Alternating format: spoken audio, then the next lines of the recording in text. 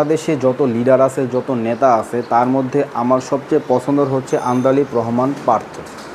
কিন্তু দিন শেষে আজ সোশ্যাল মিডিয়ায় তাকে নিয়েও ট্রল হচ্ছে। সে 2 বছর আগে কি বলেছিল এবং এখন কি বলছে, এগুলো নিয়ে সোশ্যাল মিডিয়ায় ব্যাপক ট্রল হচ্ছে। যে লোকটা বলেছিল যে এই 72-এর সংবিধান মানুষকে অত্যাচার করে, মানুষকে শোষণ করে, নিপীড়ন করে, এই সংবিধান দেশের মানুষের কোনো কল্যাণে আসে না বা আসবে না, সেই লোকটাই আজকে 2026 সালে এসে বলতেছে যে এই সংবিধান কেন ছুঁড়ে ফেলে দেবে, এবং এই সংবিধানের বিপক্ষে যারা দাঁড়াচ্ছে তাদেরকে 1971 সালের অপশক্তি হিসাবে তুলে ধরার চেষ্টা করতেছে।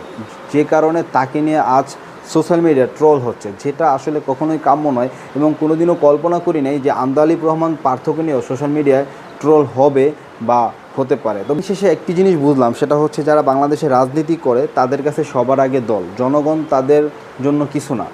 দল যেটা চাইবে, দলের যেটা চাহিদা, সেই চাহিদাই বাংলাদেশের রাজনৈতিক দলের নেতাকর্মীরা পূরণ করবে। এটাই হচ্ছে তাদের কাজ। জনগণ কি চাচ্ছে, জনগণ কোন কাজটা করলে জনগণ ভালোবাসা পাবে, ইত্যাদি ইত্যাদি, এগুলো আসলে কোনো বিষয় না। এবং আন্দালিব রহমান পার্থ আমাদেরকে একটা অঙ্ক শেখালেন, সেটা হচ্ছে 70-এর চেয়ে 51 বড়।